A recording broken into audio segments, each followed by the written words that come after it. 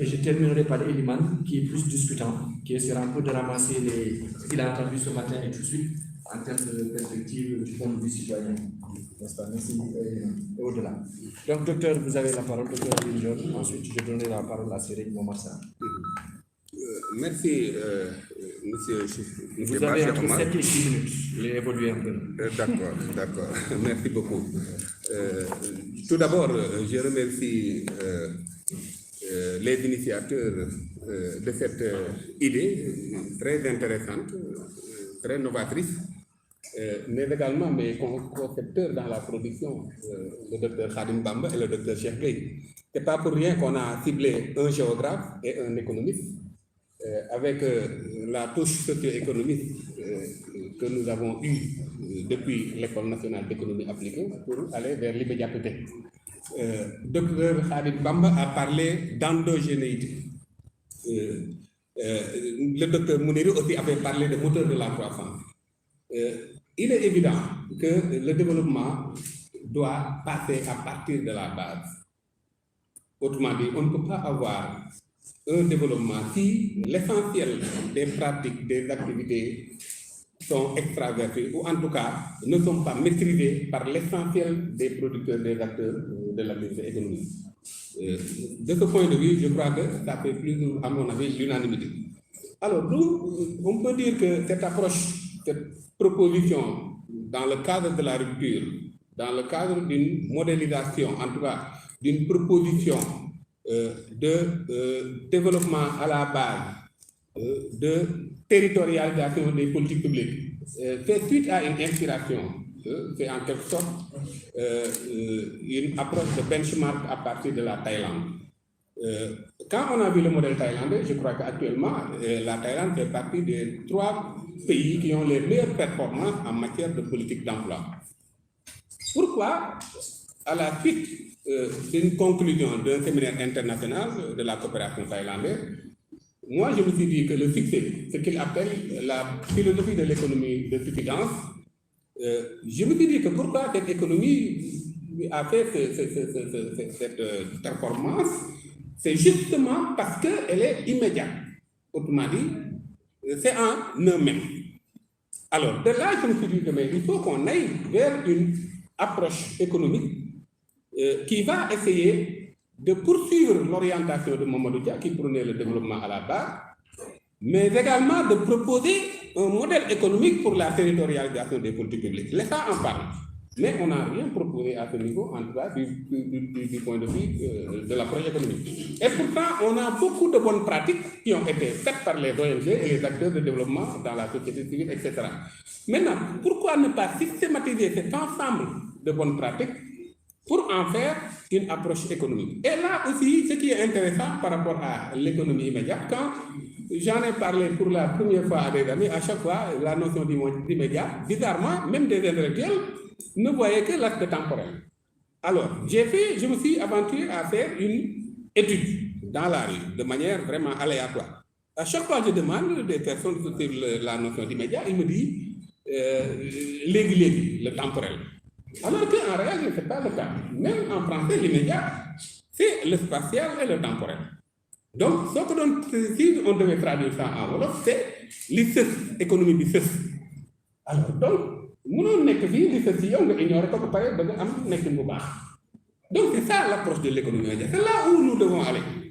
Alors, on a considéré d'abord une donne, la donne économique, à savoir la valeur ajoutée. C'est une économie qui se focalise sur la valeur ajoutée. On en a beaucoup parlé, le docteur Khadim en a parlé. Il faut qu'on valorise ce qu'on a. Ensuite, on a 2 procédés ou caractéristiques de l'économie, à savoir la valorisation, la valeur ajoutée en tant que donne économique. Ces 6 éléments, la valorisation, ensuite l'optimisation, et ensuite terroir, la notion de terroir. C'est là où on avait besoin de géographes, de spécialistes de l'espace. Alors, la notion de terroir, maintenant, va permettre, on le verra plus tard, peut-être que Khadim Bamba va nous aider à peaufiner en tout cas ce qu'on a proposé dans l'économie immédiate comme étant un indicateur de rupture, pour mesurer un peu ce niveau de souveraineté, l'indicateur de souveraineté économique immédiate. Autrement dit, si le terroir est la délimitation, comment maintenant voir le niveau de valeur ajoutée de la production de l'ensemble de ces acteurs, et ça nous permet de mesurer l'endogénéité de cette économie. Donc, en articulant la création de richesse, en la conjuguant avec le terroir, on a un indicateur de souveraineté qui est, à mon avis, beaucoup plus important pour prendre des décisions au niveau politique et public que le PIB, qui peut être extraverti, parce qu'on l'a dit tout à l'heure. L'essentiel des acteurs peuvent ne pas, en tout cas, en bénéficier, parce que tout simplement, avec une économie essentiellement dominée par un secteur tertiaire, qui est, voilà, à des mains qui ne sont pas essentiellement maîtrisées. Alors, ensuite, le terroir et la culture. Pourquoi la culture? C'est là où c'est important, parce que c'est là où ça nous permet d'articuler le système de production et la consommation. Parce que tout est culturel. Ce qu'on mange, tout ce qu'on fait est culturel. Donc, tous les besoins anthropologiques vont dans ce sens, et c'est la 5e dimension. Et ensuite, on a l'environnement qui va nous permettre maintenant de voir le caractère réel de l'économie.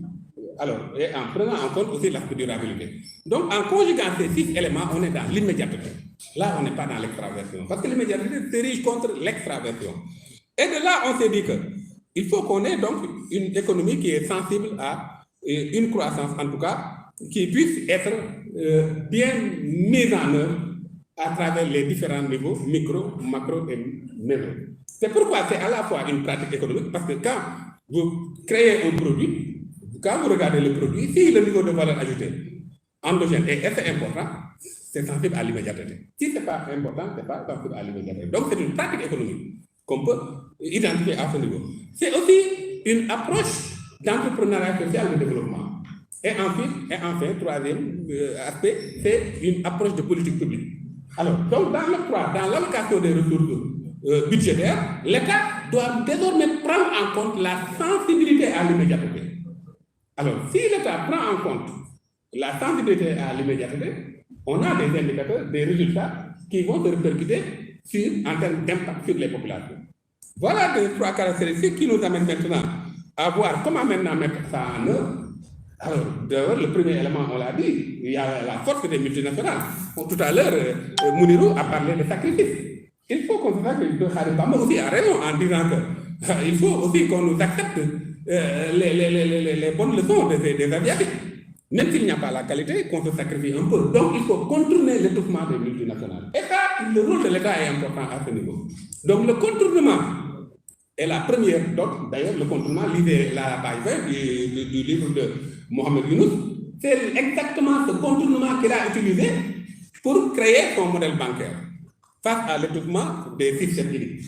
Et c'est exactement ce contournement qu'on a eu la chance de voir dans l'approche de Cheikh Ahmadou Bamba, qui était une approche de contournement. Parce que lui, son objectif, ce n'était pas la confrontation, mais c'était de réussir sa mission, et il fallait contourner tous les obstacles. Alors ça, c'est la première dimension. D'accord, c'est la première dimension. Ensuite, la sufficiency économique philosophie de Thaïlande, le modèle économique de la Thaïlande. Ensuite, l'approche coopérative de Mamadou Dia. Pourquoi l'approche coopérative? Parce que ça nous permet de linker les producteurs, les transformateurs ou opérateurs et les consommateurs. Et là, vous voyez, on est dans une approche qui permet, à partir du primaire, on est dans le secondaire avec la transformation, que ce soit artisanale ou manufacturière, et les services qui vont en générer. Donc, c'est une économie réelle. C'est pourquoi l'économie immédiate a ces 3 caractéristiques. Une économie réelle, une économie intégrative, parce que c'est l'immédiateté. Il faut intégrer tous ces domaines. Là où on a le secteur informel, et une économie soutenue, ou si vous voulez, une économie de proximité. Voilà ces 3 caractéristiques de l'économie immédiate. Et là, de ce point de vue, ça appelle maintenant, dans cette donne, à beaucoup de décisions au plan politique. Par exemple, le transfert de technologie et la diffusion, comme les Asiatiques ont pu le faire. Ça appelle au réseautage du système. Donc, cette approche-là, qui va en fait prendre en compte de manière holistique l'ensemble des dimensions, c'est voulu en rupture par rapport à la proposition de ce que disait le professeur Felinda, à la dimension purement cantophrénique de l'économie. C'est pourquoi il fallait un peu pondérer les docteurs Khadim Bamba, voilà, pour rappeler tout au allumé, au social. Voilà en résumé la substance de notre proposition. Je vous remercie. Excellent, merci beaucoup. Merci de rester dans le 10 minutes. Donc, je voudrais à présent donner la parole à M. Serigne Momar Sarr, passez du micro. Et vous avez 7, au maximum 10 minutes. Bonjour à tous.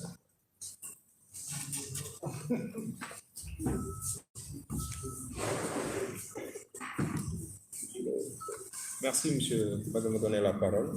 Je commencerai, comme mes prédécesseurs, à vraiment féliciter les coordonnateurs de l'ouvrage, ceux qui ont eu l'idée et qui ont pris du temps. Quand même, coordonner un ouvrage, c'est pas facile. Il y a tout un travail à faire, de mettre en musique différentes contributions pour avoir une trame. Et la trame qui s'est dessinée, c'est à partir de la souveraineté et des ruptures à opérer.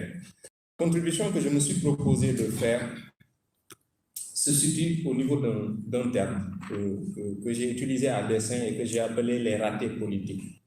Et ces ratés-là, j'ai dit que ça concerne autant des personnes investies de missions de services publics et autant aussi l'implémentation des politiques publiques. Il y a des idées novateurs qui sont nées de cette contribution-là et que mes collègues ont bien fait de donner au niveau de leur intervention, mais il faut aussi une certaine systémique qui puisse mettre cela en place.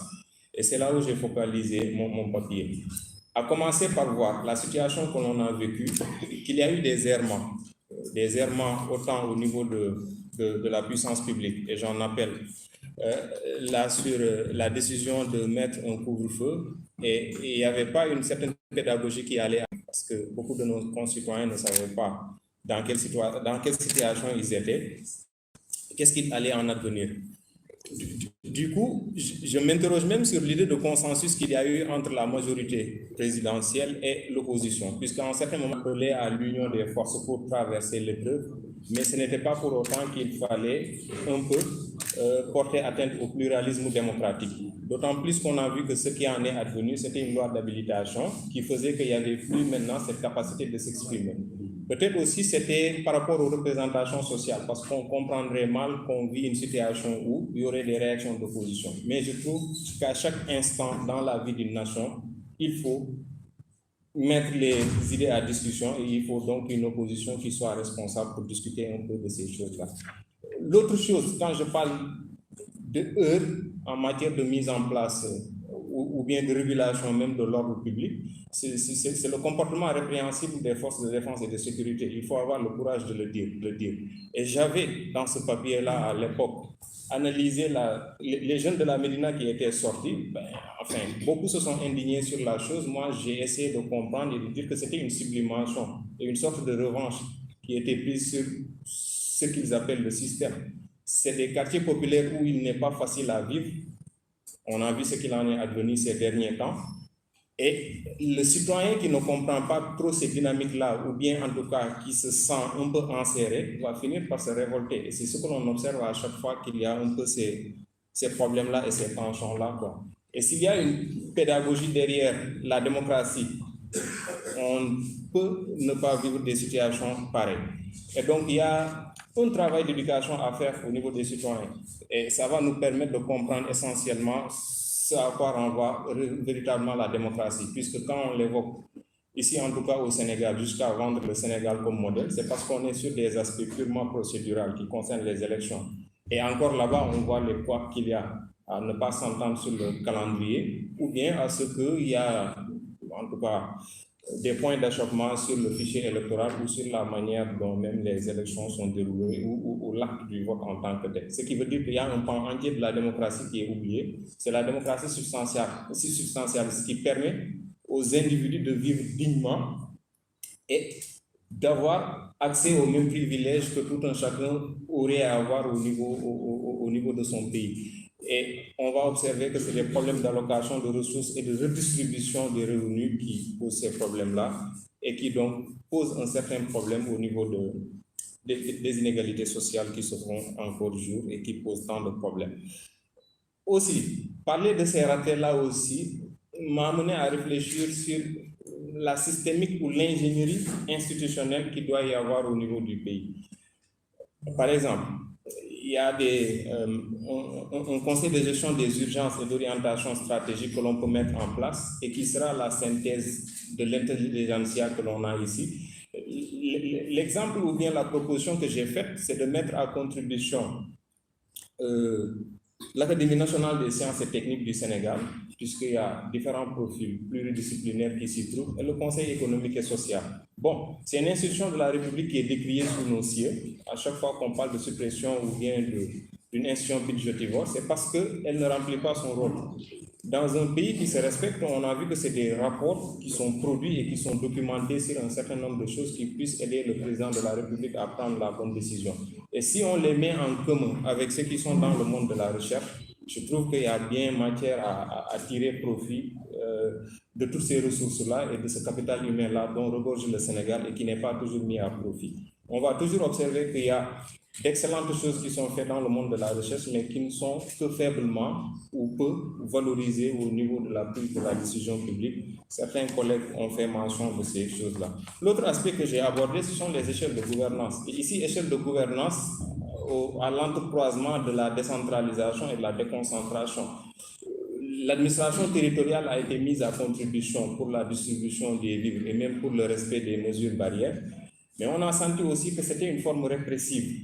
Alors que si on partait d'une approche communautaire et à mettre l'ensemble des citoyens qui sont légitimes au niveau de leur localité, on pourrait assister à une démarche qui serait beaucoup plus souple et qui serait une démarche d'incitation loin de la force coercitive qui n'est pas beau à voir dans certains cas. Aussi, la décentralisation, aussi, on va voir que ça, ces défaillances qui sont déjà connues, le fait que c'est un bras politique, alors que ça devrait être un bras technique à accompagner l'État.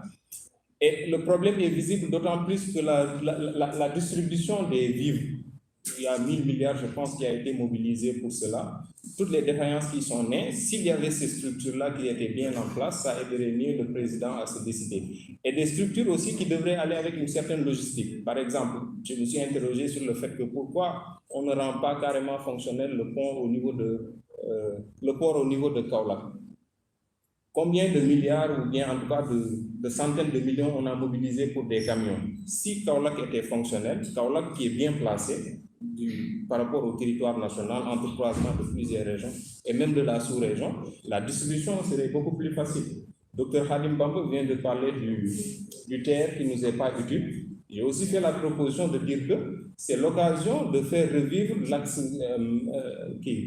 le transport ferroviaire.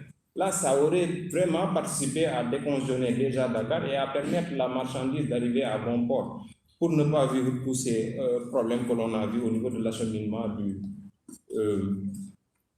de ces vivres-là. Et donc, il y a une organisation, il y a une réorganisation même à faire.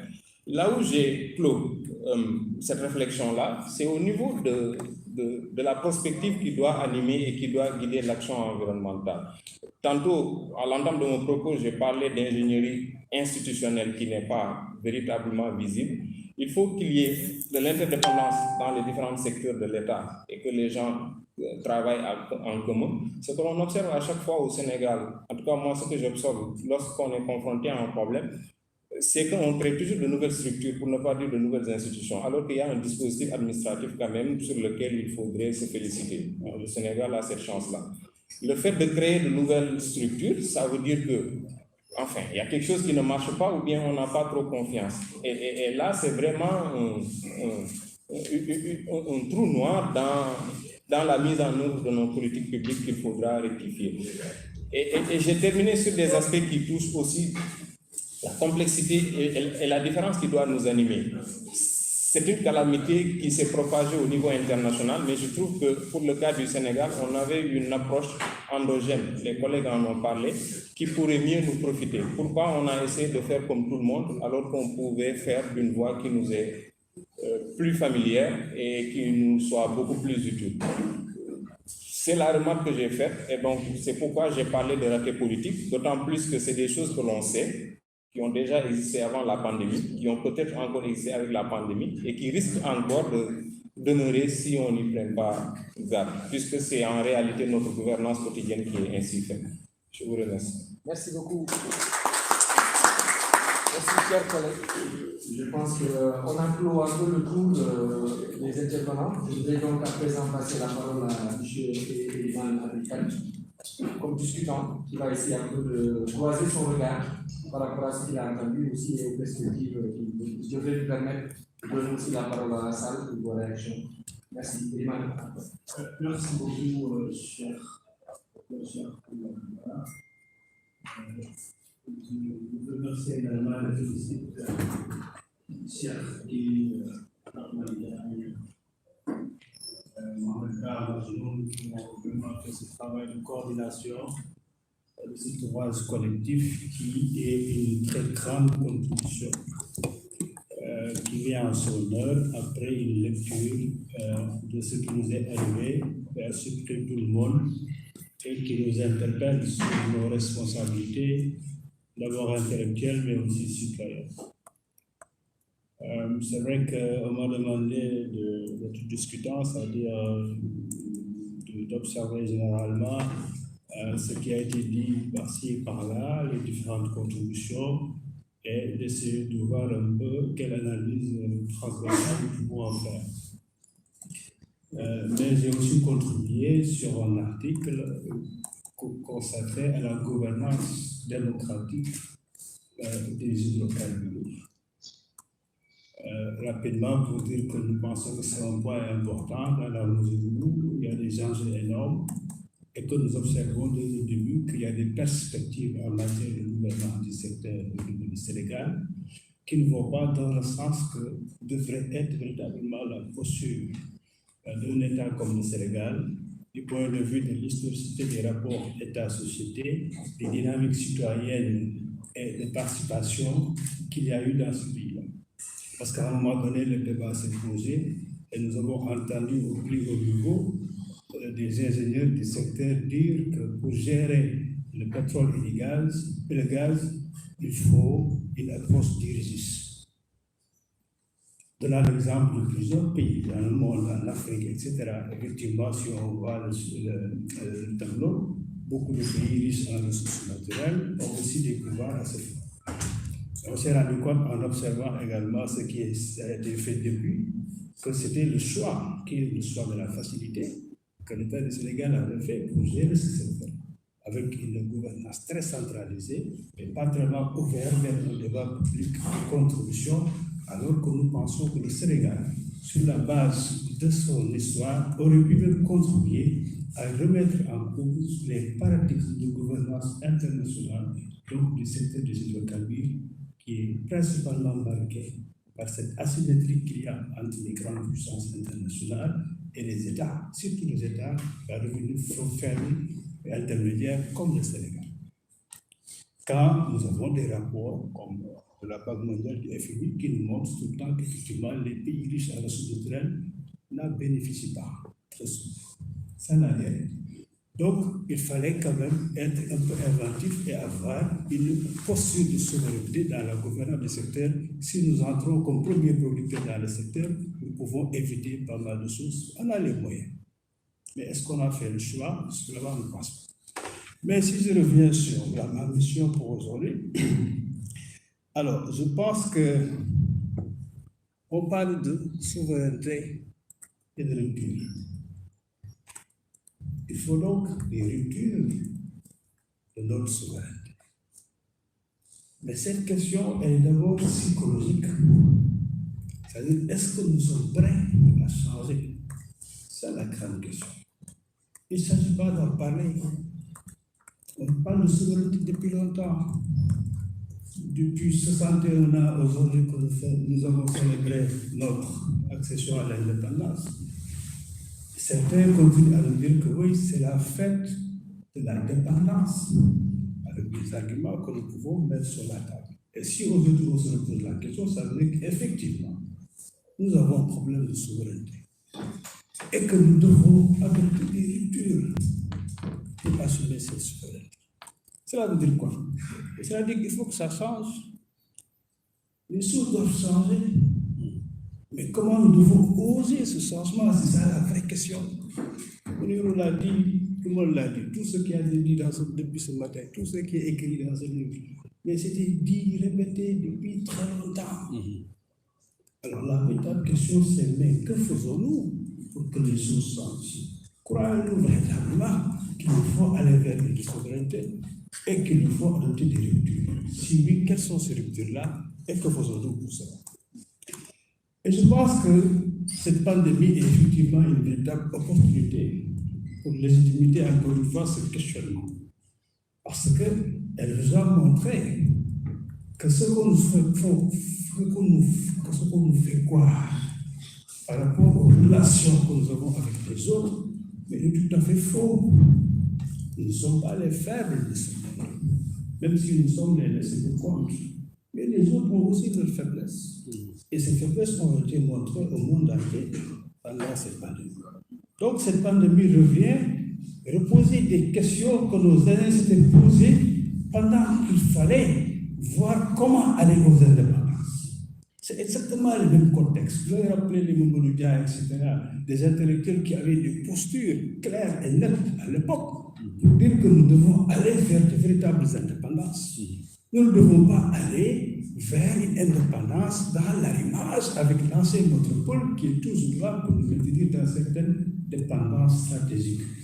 Et jusqu'à aujourd'hui, nos véritables problèmes, ce sont justement ces dépendances stratégiques qui sont énormes sur le plan économique, qui expliquent nos choix de politique économique, sur le plan même culturel, parce qu'on nous plonge dans une certaine mondialisation qui est une vérité, mais qui ne veut pas dire qu'il faut comporter une civilisation occidentale qu'on veut être une civilisation universelle.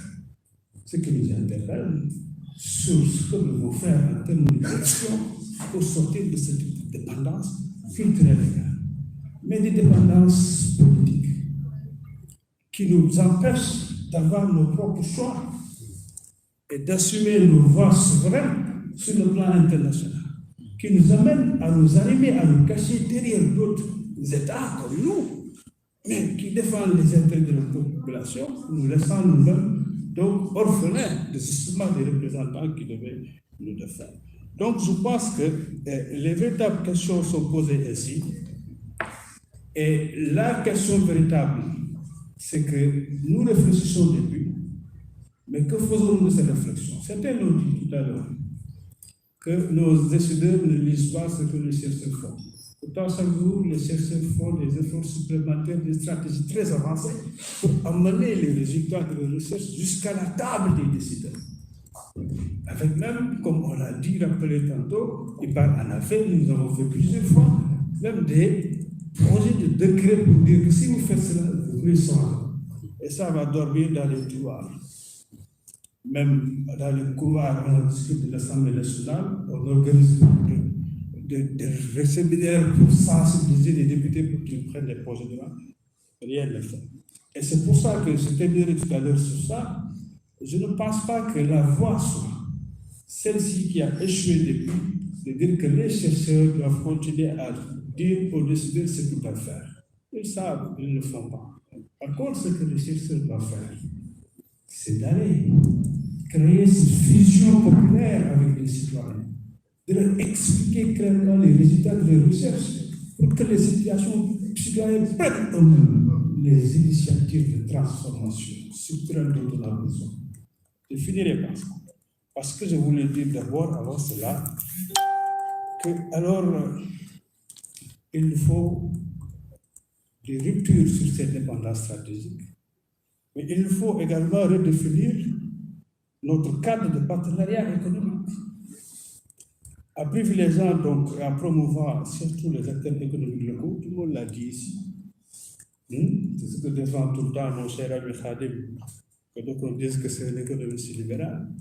Khadim sait bien qu'également l'arrimage à cette démocratie libérale capitaliste de marché est un des problèmes majeurs auxquels nous faisons face. Si nous n'acceptons pas cette déconnexion, de nous désaxer par rapport à cela, ce sera encore des chimères de penser que nous aurons les outils et les éléments de transformer notre société. Il faut revenir sur ça. Mais également, il faut travailler, bien évidemment, sur la mobilisation des ressources de façon générale domestique.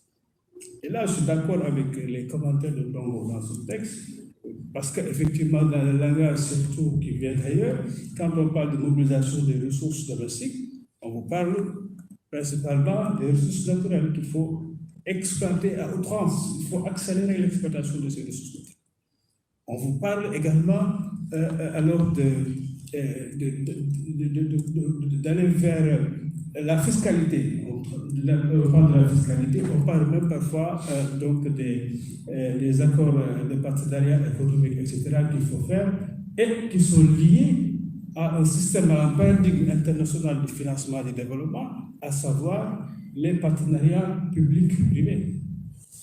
Et que nous avons fini de démontrer qu'en réalité, même si nos États, nos gouvernements continuent à repasser cela, mais ces partenariats publics-privés ne faut pas, encore une fois, accélérer l'isolement des acteurs politiques locaux. Nous l'avons démontré récemment en travaillant sur l'autoroute à péage, et justement, encore une fois, pour y revenir, pour dire que souvent, le travail technique et scientifique que nous faisons pour éclairer les décideurs, même si parfois les portes sont ouvertes des décideurs par rapport aux initiatives citoyennes, les décisions qui sont prises sont totalement différentes des véritables constats qui sont faits. Parce que tout simplement, il y a un calcul qui prime à cela, qui souvent suit une certaine logique, qui n'est pas véritablement la logique développementaliste. C'est plutôt le primat de l'électoraliste des acteurs politiques qui font que finalement ils sont presque, et ça c'est mon point de vue aujourd'hui ici que je dis, disqualifiés dans cette perspective de transformation structurelle et profonde. Ce qui justifie certains choix, mais des choix très, comment dire, précipités, mais des choix pas mûrs, parce que tout simplement, on veut faire des choses dans un intervalle de temps, mais très limité, lié à un mandat. Et qu'on veut justifier ce mandat-là pour le renouveler, sans avoir une vision, perspective claire de la souveraineté que nous voulons. Et cette vision, perspective claire de la souveraineté, c'est justement sur cela que nous essayons de travailler au niveau des réseaux. Donc, je dois conclure. Donc, il y a des éléments sur lesquels je voudrais passer nécessairement, mais pour revenir et terminer à cette posture, pour dire qu'en fait, face à cette imperméabilité de nos élites politiques, aux idées de souveraineté et de transformation économique et sociale, et aussi un manque de volonté constatée pour aborder les ruptures nécessaires, alors il nous faut aller vers des perspectives beaucoup plus populaires. Il faut, pour moi, vous pouvez parler de contournement, c'est exactement les stratégies de contournement populaire.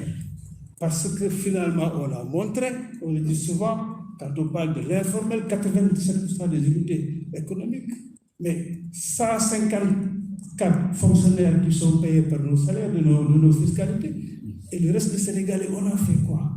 Combien de pourcents à l'université et tout ce que nous mettons là-bas avec les problèmes que nous avons? Le reste des Sénégalais, on a fait quoi? Donc les marginalistes populaires, mais qui sont très actifs, c'est là qu'il faut travailler. Et travaillant sur ces marginalités populaires actives, nous pouvons faire seulement ce contournement. C'est-à-dire qu'il faut nous voir nombre acteurs politiques qui ont cette logique, les logiques d'accession et de conservation de pouvoir, pour que les populations expérimentent des alternatives qui vont prendre le dessus et s'imposer à tout le monde. Et c'est là qu'on arrivera à un nouveau système véritablement qui sera le système qui transformera le Sénégal. Je vous remercie. Merci beaucoup, Eliman. Je pense qu'on a fait le tour. Je voudrais demander, sur la base de ce qu'on a entendu, quelques points. S'il y a par exemple des réactions de la salle, est-ce que vous voulez intervenir? Je vois déjà notre ami M. Justin Sec. Je voudrais voir, est-ce qu'on ne peut pas faire une liste rapide? Donc, il y a M. Sec, Justin Sec. Monsieur Sow. Monsieur Touré.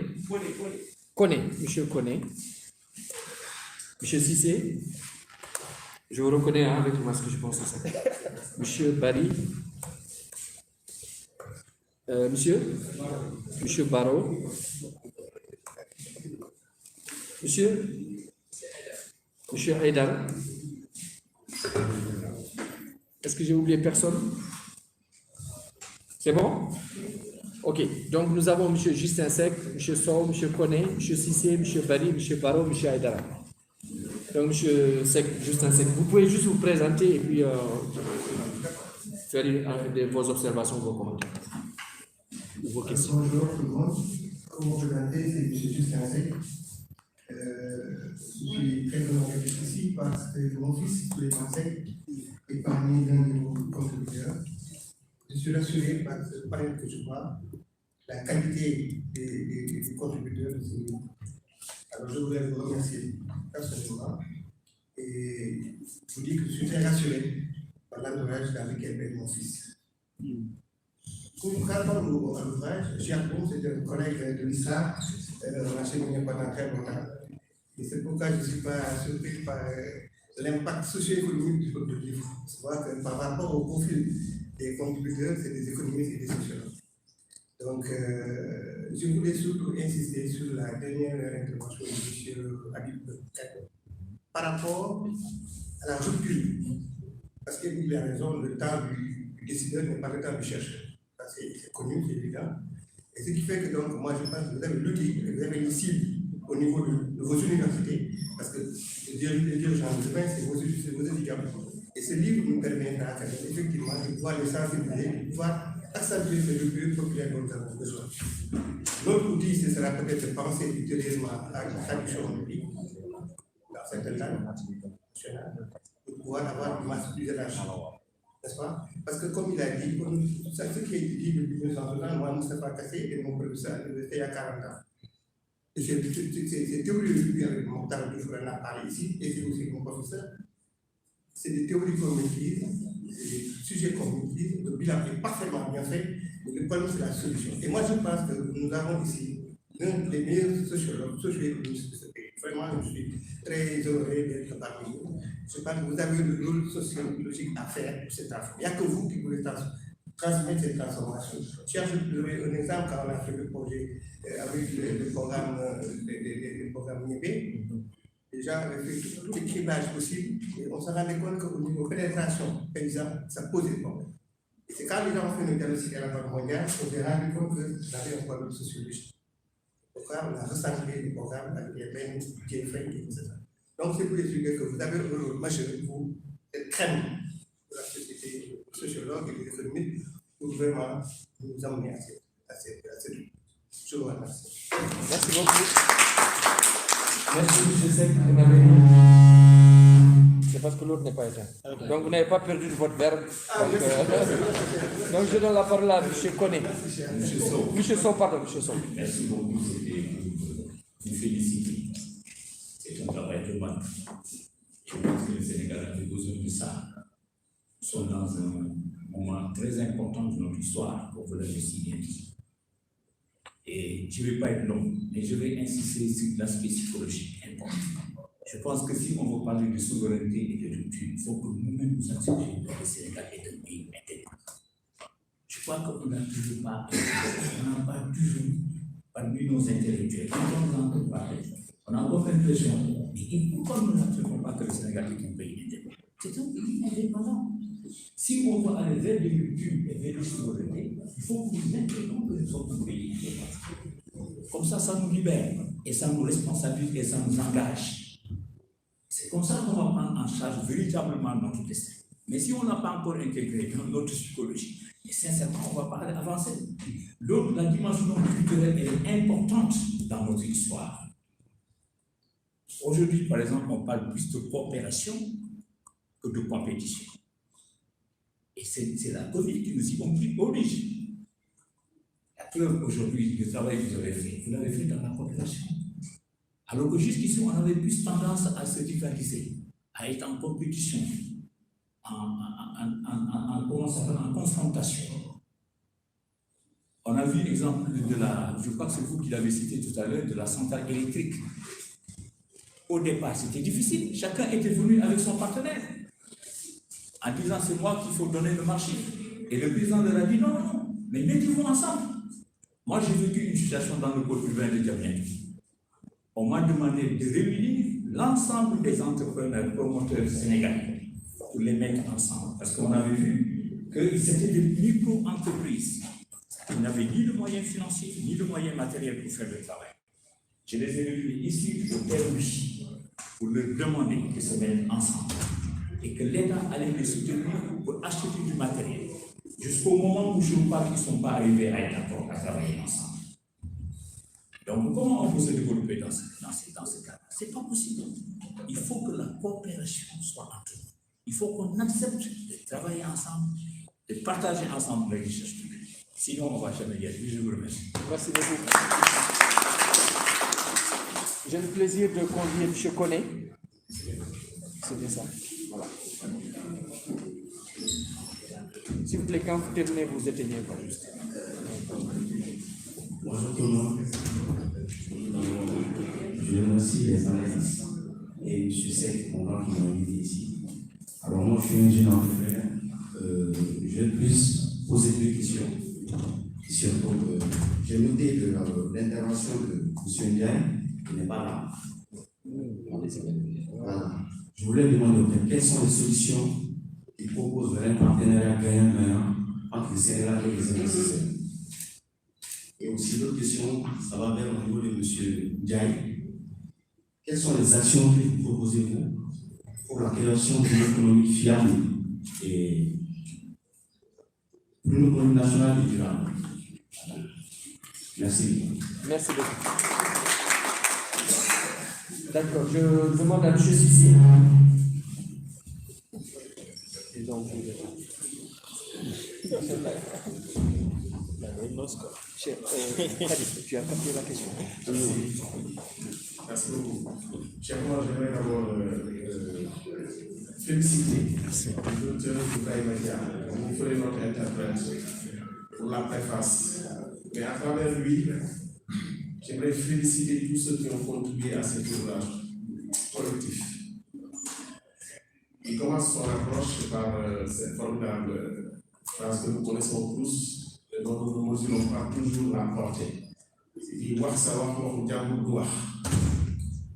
C'est en cela aussi que le RASA est une formidable initiative. Et j'aimerais qu'on se mette d'accord avec l'ami Alain Dion. J'ai vu qu'il a beaucoup progressé et je m'en réjouis. Je le dis de façon très amicale. Alain Dion fait partie de ces jeunes chercheurs et qui ont commencé leur exercice public dans une campagne électorale, dans un engagement politique. Alors il arrive, il était face à un jeune politicien, mais très rompu à la tâche. Il a depuis très longtemps, mais qui est du même âge que lui. Alors dans le briefing, ce politicien lui passe la commande, vous voyez, aujourd'hui c'est nous, de cette génération qui devons prendre les choses en marche, on ne doit plus être là à s'insulter. Ok, le décor était planté. À lui, il est le premier à prendre la parole. Évidemment, il est dans un ton très light. Après, il a pris 2 virgules. Il ne s'est pas relevé de ce débat. Je le confesse, et en pleine campagne électorale, Ali a voulu qu'on fasse un remake de ce débat. C'était pas possible. Bon, c'était le docteur Malik Diop, il est de notre génération, mais il est en politique depuis très très longtemps. Voilà. Mais c'est vous dire que cet exercice-là aussi de croiser, de participer à ce genre de conférence-là est très important. Le docteur Ibrahim nous dit, mais Aline, encore une fois, toi, il faudrait qu'on se mette d'accord. On doit pouvoir être capable, nous, d'inventer peut-être le modèle qui va nous sortir de ce marasme. Sans pour autant aller chercher ça ailleurs. Parce que si on est d'accord que vous importez le modèle thaïlandais, eux, ils ne l'ont pas importé de quelque part. Ils l'ont peut-être inventé eux-mêmes. Je pense que nous sommes en mesure, nous aussi, d'inventer quelque chose. Il y a tout juste 12 à 16 mois, je crois, l'un des éminents socio-anthropologues, Jean Coppens, était là. Il nous disait que Cheikh Ahmadou Bamba avait inventé, dans son ouvrage Les Marabouts de l'Arachide, édité en 1988. 1988, il nous disait, lui, Jean Coppens, déjà, que Cheikh Ahmadou Bamba avait inventé la plus grande multinationale d'économie sociale et solidaire. Il lui a manqué juste un DRH pour en faire quelque chose. Alors, 1988, lui, il vient de le dire. Nous, on n'a jamais compris, on n'a jamais vu, on n'en a jamais rien fait. Il a fallu que l'économie sociale et solidaire soit aujourd'hui dans les paradigmes des institutions internationales pour que le Sénégal, au mois de novembre 2019, quand même, organise le premier salon tournant sur l'économie sociale et solidaire. Cherchez l'erreur, parce que c'était à nos pieds. On a attendu 30 ans pour se mettre à jour. C'est pour ça que je n'aimerais pas que tous les paradigmes qu'on présente aujourd'hui, que ce soit des choses importées et qui vont nous faire prendre du retard sur les solutions. Khalid Bamba vient d'éditer un ouvrage aussi magnifique qui, à lui seul, suffit à donner des théories aujourd'hui qui sont très adaptées au Sénégal. On n'a pas besoin d'aller importer des solutions ailleurs. On peut le faire et c'est en ça que l'initiative du Gaza est très très importante sur les alternatives pour la déconnexion. Déconnexion ne veut pas dire se couper de tout, mais se déconnecter parce qu'on a les solutions endogènes. Et on arrêtera finalement peut-être de croire que ce sont les autres qui nous rendent dépendants. C'est à nous de prendre notre indépendance. Voilà. En tout cas, je félicite les initiateurs de cet ouvrage et tous ceux qui ont contribué à cet ouvrage-là. Évidemment, la suite, c'est de délocaliser ces genres d'initiatives. Il ne faut pas que l'ouvrage reste dans l'entre-soi de ceux qui savent lire, de ceux qui savent comprendre. Il faut le poser sur la place publique. Il faut plaider. Les plaidoyers aujourd'hui sont en marche avec les acteurs sur différents sujets qui nous plombent encore notre économie, que ce soit sur le sujet du foncier, qui est là de Cheikh Oumar, et beaucoup d'autres acteurs, sur les ressources extractives, les Liban et d'autres. Aujourd'hui, les plaidoyers font qu'on a des populations locales qui, même sans avoir été aux côtés d'experts, ont aujourd'hui une expertise avérée sur ces questions-là et peuvent prendre aussi l'avenir de leur terre en question. Merci. On attend parmi ces espaces de vulgarisation, j'espère qu'on aura un plateau avec certains des panélistes là. Suivons mon regard. Tu veux que je dise aussi qu'on a une initiative qu'on a en train de construire. Merci beaucoup. Merci. Je pense que c'est une très bonne provocation. Et Ablaye Bari va relever dans Seydou aussi. Non, je rigole. Ablaye. Mais M. Cissé est donc journaliste à TFM. Je crois qu'il ne s'est pas présenté. Il faut le présenter. Abdoulaye Cissé. Donc, c'était le confrère Abdoulaye Cissé qui nous parlait tout à l'heure. Et moi, je m'appelle Abdoulaye Bari et je suis journaliste à la tête, mais plutôt, je me présentais plutôt comme un citoyen passionné par l'agriculture. Et j'ai été très heureux ce matin d'entendre beaucoup d'intervenants qui font focus sur l'agriculture où il y a énormément de potentiel. Et je commencerai d'abord par féliciter véritablement ceux qui ont eu à conduire cette réflexion. Beaucoup de gens l'ont dit tout à l'heure. Covid nous a fait énormément de mal, mais finalement il nous a fait aussi du bien. En permettant justement cette coopération dont a parlé le doyen Lisa tout à l'heure, qui a permis à tous ces producteurs de savoir de travailler ensemble pour produire quelque chose. D'abord parce que l'intention d'abord était pure au départ. Ce n'était pas juste pour produire la production, mais on veut produire pour changer quelque chose. Et le résultat, on voulait changer. C'était cette volonté de départ qui a permis d'avoir aujourd'hui tout ce qui est contenu dans ce bouquin de 300 pages. Et je tenais véritablement à vous féliciter pour ce travail extraordinaire et qu'il faudra maintenant sortir. Et je crois aussi qu'il y a beaucoup d'intervenants qui m'ont dit je vous félicite véritablement d'avoir ce type de débat aujourd'hui. Parce que d'habitude au Sénégal, maintenant, les débats, c'est quoi? C'est des parties de pugilat. Crypto personnel, on se tape dessus, et chacun après est content d'avoir donné le coup le plus, qui a pu massacrer l'autre, etc. Alors que aujourd'hui, nous sommes dans une situation extraordinaire, et c'est pourquoi je dis que le Covid est en train de nous faire du bien. Parce qu'aujourd'hui, il y a deux alternatives. Soit ça va être la catastrophe, on va pas s'en... Parce que bon, je crois que les textes ont été produits vers le mois de novembre, c'était avant le 5 mars. Parce que si vous avez produit les papiers en avril, certainement même les papiers allaient changer. Parce qu'avec ce qu'on a vu dans ce pays-là, le 5 mars, sur toute l'étendue du territoire national. Ce n'était pas seulement des manifestations à Dakar ou à Saint-Louis, jusqu'à Kédougou, partout les jeunes sont sortis. Et il ne faut pas oublier que nous sommes dans un pays où 70% de la population a moins de 35 ans. Mais c'est une donnée extraordinaire. Et dans 15 ans, il y aura 9 millions de Sénégalais supplémentaires qui vont venir s'ajouter aux 16 millions que nous sommes. Ça va être 25 millions de Sénégalais, 25 millions de bouches à nourrir. Donc, alors qu'avec 16 millions, on affronte la catastrophe, imaginez ce que cela va être avec 25 millions si on ne fait rien. C'est pourquoi je crois que le contexte il est très favorable aujourd'hui. Et que même en face, les gens en face, les décideurs aujourd'hui, ils ont peur. Et ils veulent sauver leur peau.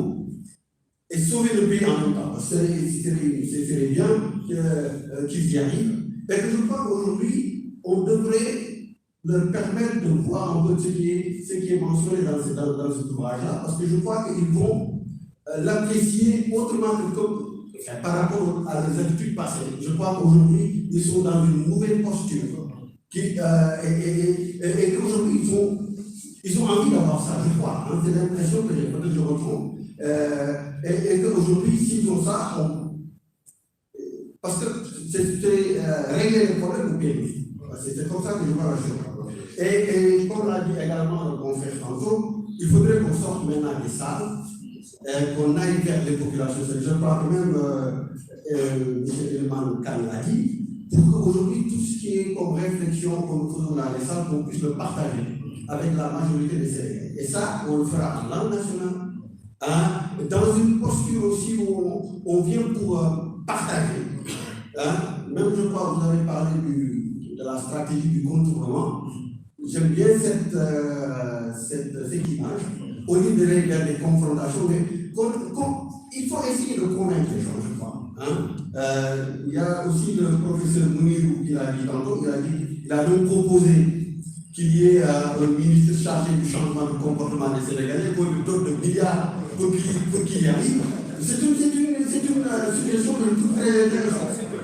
Aujourd'hui, je dis souvent, les gens ne font pas attention, mais si nous consommons du tchakri comment on appelle ça, aux Almadies, ou bien au Polo, etc., c'est parce qu'il y a un travail extraordinaire qui avait été fait sur le financement de la CIA européenne, la Commission économique européenne, pour la promotion des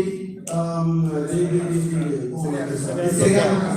C'est ce travail qui, aujourd'hui, d'ailleurs, les Sénégalais marginalisés ne voient plus de tchakri. Les tchakris, c'est pour les chercher à la classe moyenne, parce qu'ils ont aussi de l'avantage. Aujourd'hui, monsieur Pierre Sarr, là, qui fait il a des problèmes pour sa production. Il est obligé de contractualiser avec des producteurs de mines pour assurer sa production. Parce qu'aujourd'hui, c'est devenu un produit privé, alors qu'il y a 20 ans, 30 ans, les gens étaient complexés, comme le disait l'autre, pour mentionner ça. Aujourd'hui, à travers une communication intelligente qui a été faite sur le temps, parce que aussi la communication, c'est pas de le faire de manière ponctuelle, mais c'est de le faire sur une durée et de manière intelligente. Et je crois que même pour faire annoncer ces idées-là que nous avons aujourd'hui, que vous avez produites, il faudrait aussi, dans le temps, essayer, en tout cas, il faudrait aussi que ce soit l'objet de réflexion, pour voir comment essayer d'amener nos élites qui pensent à la prochaine élection pour le dire, vous êtes embarqués dans la même partout, parce qu'au bout de 7 ans, vous revenez nous retrouver dans la masse et que vous avez intérêt à ce que les choses changent. Et ils l'ont expérimenté aujourd'hui à Blavat, c'est bien ici, il est dans les embouteillages comme vous et moi. Hein? C'est Macky Sall qui aura la police pour pouvoir circuler tranquillement. Mais nous sommes tous embarqués dans la même galère. Et pour revenir sur mon point sur l'agriculture, qui est mon dada, je voudrais aussi que les gens évitent seulement de penser production masse, mais aussi il faut qu'il y ait approche filière. Par exemple, aujourd'hui, la recherche en agriculture, les gens en parlent pas beaucoup, mais aujourd'hui, la recherche elle est sinistrée. Il n'y a rien. Comment est-ce qu'on peut comprendre qu'il y a 20 ans, 30 ans au Sénégal de Bombay, vous avez près de 1000 personnes qui travaillaient avec une population de quoi? Une population de moins de 10 millions. Aujourd'hui, vous êtes à 16 millions avec les changements climatiques, les sols qui sont complètement dégradés. et vous avez moins de chercheurs. Il y a quelque chose qui ne va pas. Mais parce que là où on met le focus, c'est sur l'argent, les subventions, les semences, parce que là, il y a beaucoup d'argent à partager, et qu'il y a aussi des gens qui arrivent à se faire entendre à travers les médias. Mais par contre, les chercheurs et les fonctionnaires ne peuvent pas taper du poing sur la table, alors qu'aujourd'hui, sans recherche efficiente, on ne pourra pas avoir une agriculture performante, c'est pas possible. Alors que même la recherche, c'est toute la filière de la semence à l'assiette. Ok, aujourd'hui, au moment où nous parlons, il y a de la pomme de terre qui est produite à 85 km d'ici, à Pondou, maintenant, ici après Bayard, à Kaya, à 180, ils sont en train de vendre à 180 francs le kilo. Alors que dans les boutiques à Dakar, c'est vendu entre 400 et 500 francs. Vous voyez, il n'y a pas d'étrangers dans ce machin, c'est entre nous. Ok? Et au même moment, nous sommes en train d'importer des surgelés pour faire de la purée de pommes de terre qui nous vient de Picardie, dans toutes les supérieures de Dakar. On peut le transformer. On peut faire des surgelés pour les restaurations, etc. Donc, aujourd'hui, il y a énormément de choses qu'on doit faire dans le cadre de la transformation, comme le disait le docteur Khalid Ndiaye, répondre à la question, les Sénégalais ont besoin de quoi et on le fabrique chez nous. Tout simplement, on a besoin de surgeler, au lieu d'aller l'importer, on le fabrique. On a besoin de ketchup, au lieu d'aller l'importer, mais on va dans la vallée, on le fabrique. Et on a fait, moi je suis vraiment optimiste, parfois je suis très pessimiste en voyant ce qui est fait. Mais de l'autre côté, parfois je suis très optimiste en disant que si on arrive à transformer les ressources que nous avons dans ce pays, nous sommes obligés d'importer de la main-d'œuvre. Parce que je dis constamment, on n'est pas suffisamment nombreux pour transformer ce qu'il y a dans ce pays. Et il faut le connaître. Donc il ne faudrait pas aussi qu'il y ait des gens qui essayent de développer quelque chose qui ne connaissent pas. En tout cas, je pense que c'est un excellent début, ce qu'on est en train de faire. Aujourd'hui, vraiment, je suis fier de vous, de voir des Sénégalais qui sont citoyens, qui ont envie de transformer ce pays, parce qu'on n'a rien d'autre que ce pays-là. Et en résumé, c'est une question de dignité. Au-delà de souveraineté et de rupture, mais de la dignité tout simplement.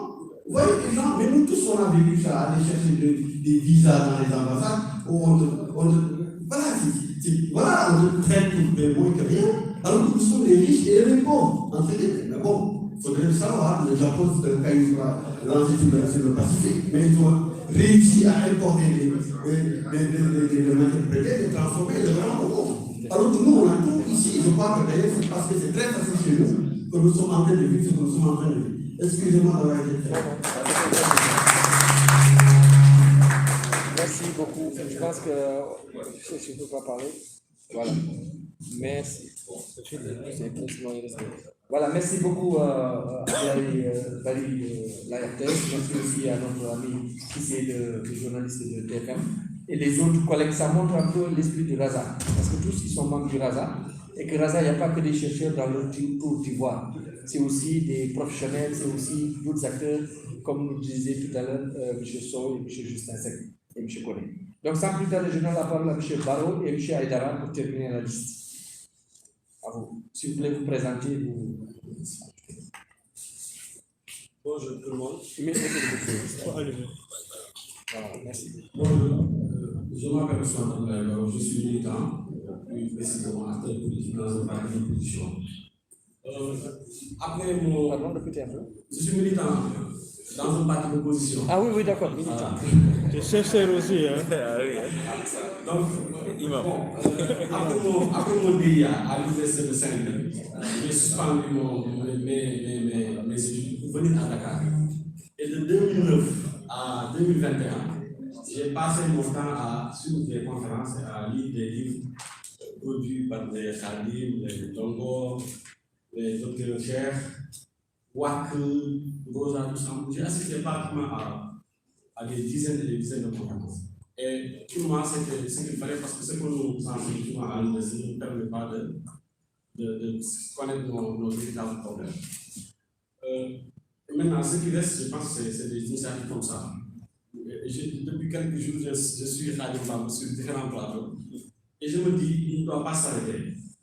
Parce que ce n'est pas parce que tu vas une fois, deux fois, et que les gens vont dire, le chercheur ne doit pas être trop présent sur des plateaux, comme un doyen le disait à certains professeurs à l'UGB, que je ne vais pas citer le nom par respect. Mais je pense qu'on doit rompre avec ça. Et aujourd'hui, en tout cas, moi je suis dans beaucoup de panels politiques, citoyens et autres, et que vous-même vous êtes dans ces panels-là, parfois, la discussion quand même est en train de prendre une nouvelle tournure. On parle de souveraineté, de monnaie, des choses comme ça. Comment faire pour que les décideurs se l'approprient? C'est ça la grande difficulté. Le problème principal au niveau des partis politiques, moi je suis dans un parti et je pense que mon ami qui est aussi dans un parti, c'est qu'on passe la plupart de notre temps à se battre. Ce que les communicants appellent veille. Moi j'ai acheté beaucoup de livres que je n'arrive pas à lire. Pourquoi? Parce que entre les activités politiques et la veille, on t'attaque tous les jours, on attaque ton leader, on attaque ton pouvoir. Tu es obligé de te battre. Et tous ces partis politiques-là qui arrivent au pouvoir, mais ils n'ont même pas le temps de mûrir leurs idées. Tu as des idées, tu dis que je me sors du français. Tu lis mon livre, tu participes à quelques conférences. Tu arrives au pouvoir, mais tu fais quoi? Parce que durant tout le temps que tu as passé dans l'opposition, tu te battais. C'est ce qui est arrivé à Macky Sall et ce qui risque d'arriver aux autres qui vont prendre. Parce que tous ont suivi les affres du système en place. Par rapport aux contributions, vraiment j'ai beaucoup aimé. Et pour moi, le problème principal, c'est comment démocratiser le savoir, comment démocratiser la décision publique, comment démocratiser tout ça. Et je pense qu'il a consacré son article à ça. Au moment où je parle, il y a une amie qui est en train de faire de la transformation de produits locaux à café. Je viens juste de lui parler. Moi, j'essaie de faire de l'économie immédiate. Et la première question que mes amis qui veulent me soutenir me demandent, c'est combien on donne pour ça. Je leur dis, vous ne donnez rien. Avec l'éducation financière, mais les femmes s'organisent et élèvent des fonds. Ça, on le sait. Tous ceux qui s'activent dans ce domaine-là savent que les Sénégalais utilisent de l'argent tous les jours. Il n'y a pas un problème d'argent, ça circule. Même les petits montants là, on peut faire des choses avec. Il y a quelques semaines, j'étais à Ndofane après Kaolo. Il y a 2 semaines, j'étais à Hambourg. Il y a 6 mois, on a monté quelque chose. Et lorsque je suis parti là-bas la semaine dernière, les femmes étaient à 600 000 francs d'épargne. Et avec ces 600 000 francs, elles se font des crédits. Bon, après, il y a des problèmes là de terre, de deuxième aéroport à Diamniadio. Moi, je n'ai jamais voyagé. Moi, je n'ai jamais quitté le Sénégal. Bon, c'est pas utile, mais bon, je ne trouve pas de raison pour partir. J'ai étudié ici, j'ai fait des activités ici. Bon, peut-être un jour, je vais voyager comme mon jeune frère. Mais pour le moment, je ne sens pas la nécessité de le faire. J'essaie d'être utile à mon pays. Maintenant, pourquoi on pose des problèmes qui ne sont pas les nôtres? Ça ne signifie pas qu'on doit être ambitieux. Non, ceux qui doivent voyager, ils le font, ils arrivent. Et quand ils reviennent, ils nous disent que c'est ça ce qui se passe aux États-Unis, voilà ce qui se passe en Allemagne. Et nous, on essaie de voir, de comparer les choses. Malheureusement, le problème qu'on a, il est politique parce qu'on est dans un système où c'est le président de la République qui détermine la politique de la nation, qui conduit la politique du gouvernement. Et s'il ne s'engage pas dans une voie, c'est difficile que ceux qui sont autour de lui suivent cette voie-là. Maintenant, comment faire pour les pousser? Ils font des initiatives parfois intéressantes, ils prennent des décisions parfois courageuses. Et je taquine même ceux qui sont parfois au pouvoir en disant, mais vous, moi, les choses qui m'intéressent dans vos programmes-là, vous n'en parlez pas? Mais aujourd'hui, la bourse familiale, les CNU-là, tout ça, c'est intéressant, les PUDC. Moi, la dernière fois, je suis parti à Hambourg, j'ai vu que tout le monde est en chantier avec Promoville. Mais c'est intéressant ça, mais les Sénégalais, quand ils se déplacent, moi, quand je quitte Dakar pour aller à Hambourg, je ne suis pas véhiculé. Je paye 1500 de Westphal à Padoue parce que je ne vais pas partir jusqu'à Pikine. On ne va pas m'imposer ça parce que ça me fait perdre du temps. Je paye 2500 de Padoue à Hambourg. Et si ma mère me met la pression parce qu'elle a envie de me voir tout de suite, je suis obligé de payer 2-3 places pour arriver vite à Hambourg. La dernière fois, j'ai payé 10 000 francs de Dakar à Hambourg. Mais vous pensez que ça, parce qu'il n'y a pas de bus climatisé, il n'y a pas de transport public dans ce pays-là. Et c'est valable dans tous les domaines. Donc vraiment, je vous félicite pour ce livre-là. Merci. Merci beaucoup, M. Barreau, pour cette partie vraiment très pragmatique aussi, très pratique. Et M. Aïdara, le dernier intervenant.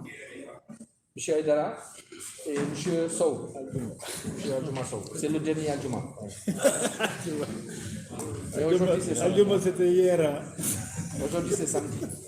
Oui, vous avez la parole, M. Aïdara. Bonjour à l'assistance ici présente.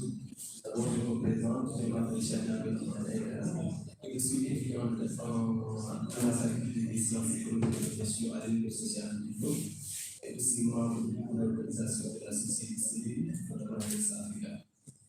Je voudrais axer mon intervention sur le fait que la COVID-19 aujourd'hui doit être quelque chose qui doit nous enseigner beaucoup.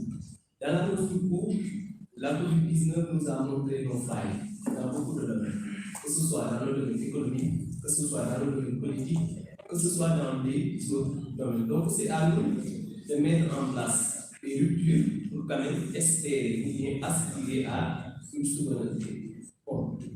Le docteur Bamenda si bien dit, l'Afrique aujourd'hui cherche son modèle de développement économique.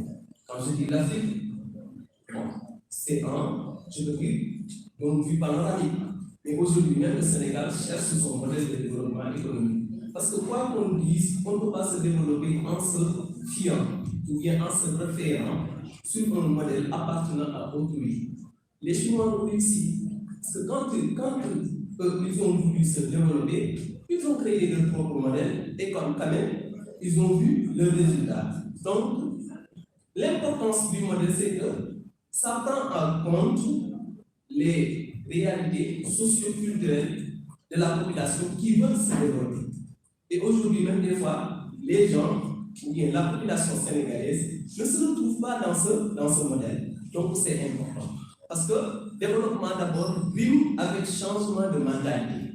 Raison pour laquelle aujourd'hui, entre le développement et la psychologie, comme il y a une étroite, je peux dire, cohabitation. Parce que les mentalités, s'ils n'aspirent pas d'abord au développement, ensuite le développement économique va suivre. Mais quand même, si on a des mentalités, je peux dire primitives, là quand même, il y aura problème dans ce sens.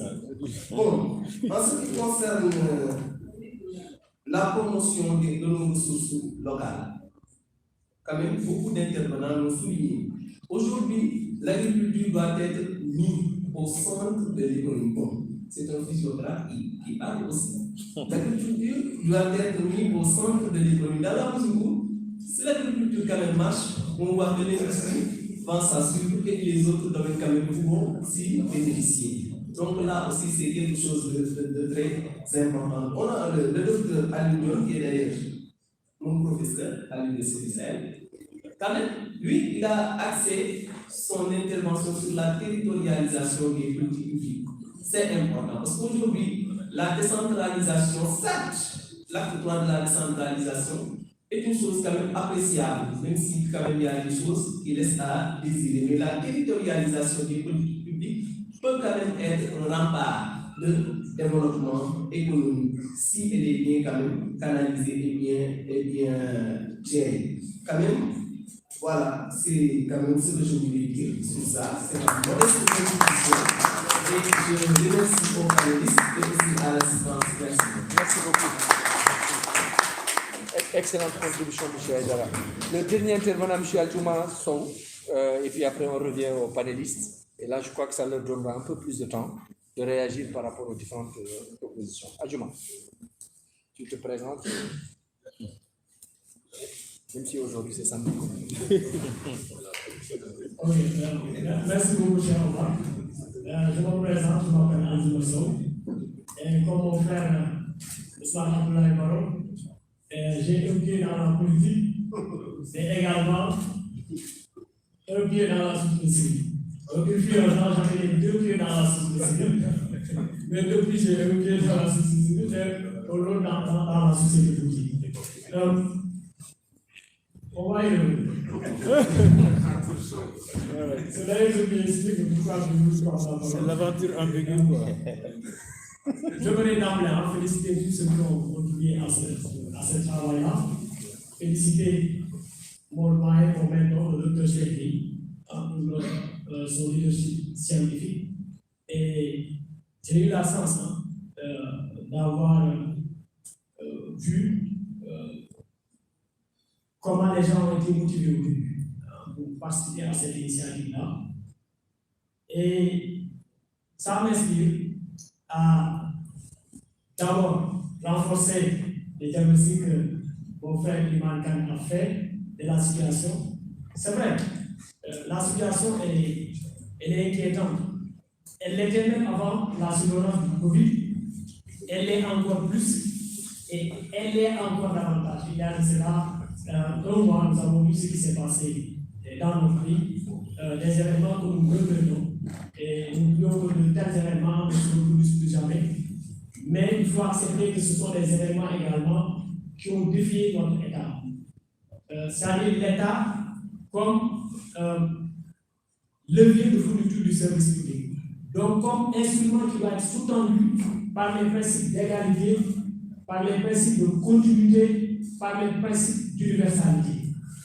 Personnellement, contrairement à l'entrée par les droits socio-économiques que certains ont tendance à utiliser pour diagnostiquer les événements politiques qui se sont passés récemment, je pense que ce que ça a interpellé, c'était la capacité de notre État à se présenter comme étant égal devant ses citoyens dans ses expressions, qu'elles soient des expressions liées à la justice ou bien des expressions liées à la fourniture de la police administrative. Je suis d'accord avec mon grand frère Iman Khan, mais je ne suis pas trop en phase avec lui par rapport aux réponses qu'il propose. Je ne pense pas que la stratégie du Yoruba ou bien la stratégie du Nègre ou du Dédiki soit la bonne. Je pense qu'on doit aussi se garder de penser qu'il est possible de construire une alternative sénégalaise par rapport à d'autres Sénégalais. Je l'ai dit tantôt, j'ai la chance d'évoluer dans les deux milieux, de pratiquer l'un, d'évoluer également dans l'autre. Et même j'ai eu la chance, dans le cadre de la commission du dialogue politique, de voir les deux acteurs, la société politique, les politiciens et la société civile, à l'épreuve des questions transversales d'intérêt national liées par exemple aux droits humains, au processus électoral. Et je vous assure, très souvent, la logique qui prévaut, c'est la logique d'appareil, la logique opportuniste. Je pense qu'il faut que nous sortions de cette logique de confrontation et que nous explorons la logique du dialogue sans tomber dans la logique de concordance qui peut paraître comme étant une logique de parti. Parce que d'une part et d'autre part, nous avons des patriotes. Aujourd'hui, personne ne peut se réclamer être plus patriote que l'autre. Et dans le contexte actuel, la société civile est interpellée. Et je pense que c'est ce que les religieux ont réussi récemment, c'est-à-dire à tirer tout le monde vers des solutions qui garantissent la paix. Aujourd'hui, on attend la même chose de la part des milieux scientifiques patriotiques. Il faut que cette société civile-là soit capable à réconcilier les deux bouts, surtout pour ce qui concerne la classe politique, pour que véritablement ce que les gens pensent ici et qui peut être des solutions durables de sorte de crise, que les politiques soient sensibilisés sur ça et que les politiques en fassent le mainstream de leur approche. Et que véritablement, d'une part et d'autre part, je pense que les intentions sont nobles. Seulement, il y a un déficit de lecture et d'analyse de la complexité qui caractérise ces deux milieux-là. Parce que ça soit au niveau des politiques et dans la société civile, le vécu est tellement complexe qu'il y a quand même un temps d'observation et un temps d'analyse. Et je ne pense pas que l'on s'enferme et qu'on continue à se voir comme des chiens de faïence. Parce que quand tu entends ceux qui sont dans la suite, d'habitude, qu'est-ce qu'ils vous disent? C'est souvent une caractérisation très poussée. De la politique, c'est la corruption, c'est le népotisme, etc. Et que quand vous interrogez les policiers, qu'est-ce qu'ils vous disent? Que ceux de la société civile sont des policiers encaboulés, ils sont sous le joug des moyens de fond, et à la fin, ça crée quoi? Ça crée un dialogue sourd. C'est vrai que l'idée que je vous proposais peut être illégitime dans le contexte actuel, mais je pense que si nous devons avoir une constitution dans les années à venir, c'est une constitution qui doit promouvoir les dialogues. Je pense que les États-Unis, dans ce sens-là, peuvent être un exemple. Je vous remercie. Merci beaucoup. Vous pouvez juste attendre, s'il vous plaît. Voilà, merci beaucoup. Je pense qu'on a fait le tour. On revient maintenant au panel. Vraiment, je veux que dans 15, maximum dans 20 minutes, je veux qu'on clôture, si vous permettez. Je sais qu'il y a beaucoup qui vous souhaiteraient aussi partir les 14h bientôt. Dans 15 minutes, c'est 14h. Donc, ce que je propose, c'est d'abord, il y a une question qui était pour le professeur Mounirou quand vous étiez sorti. C'est quelle solution pour la cohabitation entre l'agrobusiness et les modèles locaux? Est-ce que vous avez des solutions à proposer par rapport un peu quand vous parliez des investisseurs étrangers, par rapport aux investisseurs nationaux? Quel modèle? Je crois que c'était la question de M. Koné, si je ne m'abuse. Ensuite, effectivement, il y a quelques questions aussi pour le docteur Khadim Bamba, qui sont des questions très précises, et entre autres, peut-être il pourra faire un commentaire plus global. Et ensuite, M. Eliman Khan, mais en sachant aussi que nous allons donner la parole éventuellement si vous voulez réagir, plus aussi notre collègue Rougiatou, si elle veut réagir par rapport aussi aux questions liées à la pêche, à l'exploitation gazière et pétrolière. Donc, avec cela, si vous permettez, je crois que ce qu'on entend, c'est que le chercheur ne doit pas être sur les plateaux, certains l'ont dit. Est-ce que le chercheur doit être sur les plateaux aussi? Et je crois que c'est une question très intéressante qui voudrait dire est-ce qu'il faut laisser le débat public aux politiques? Je pense qu'aujourd'hui, quand on parle de rupture, c'est que aussi le chercheur ne doit pas être dans sa tour d'ivoire, réfléchir, théoriser, faire comme les autres. Nous avons nos réalités.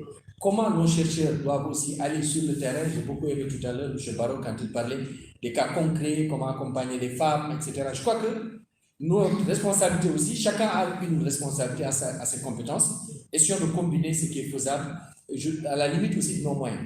Mais ça m'intéresse et ça m'interpelle parce que ça fait une dizaine d'années avec le Dr Jacques Faye que nous connaissons très bien, il y avait ce débat.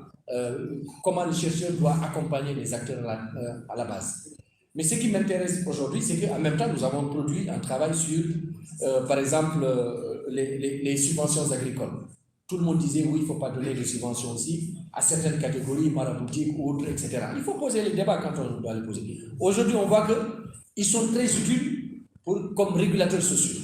Mais il faut aussi comprendre. C'est-à-dire, à un moment, on dit non, il ne faut pas qu'on leur donne davantage spécifique. Mais en même temps, quand ça choque, on dit qu'il faut se référer à eux. Je crois qu'il faut qu'on arrive à équilibrer notre modèle et à traiter ces questions de façon responsable.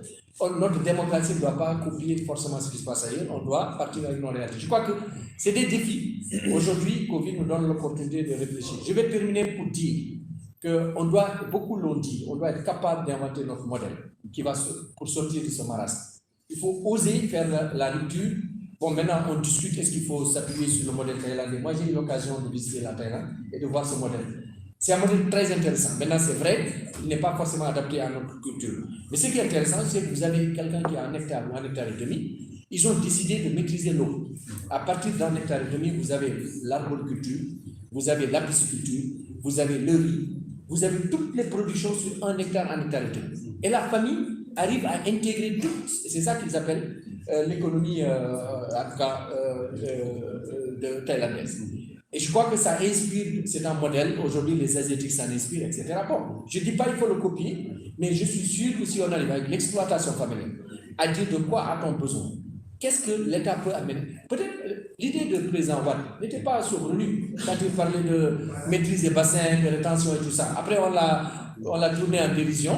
Mais je crois qu'il y a une partie qui est intéressante. Maintenant, la manière dont il voulait le faire peut-être était politisée. Je crois qu'il faut qu'on essaie de tirer profit au-delà des chapelles politiques sur qu'est-ce qui marche, qu'est-ce qui est faisable et comment développer l'agriculture sénégalaise. Mais au-delà, il n'y a pas que l'agriculture, il y a d'autres qui ne savent pas faire l'agriculture, ils peuvent faire autre chose.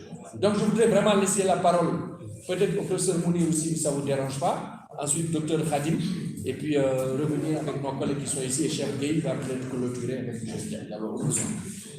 Merci beaucoup. Je pense que je vais juste revenir sur ce que j'ai dit par rapport au secteur privé, à l'agrobusiness et tout ça. Bon, moi, j'ai essayé d'être quand même. Ce papier-là, je ne peux pas, par exemple, le proposer au CAMES. Pour Pourquoi? Parce que moi, il y a une manière de penser qu'on veut nous imposer. J'accepte cette manière de penser. Mais qu'est-ce que cette manière de penser nous a produit en Afrique?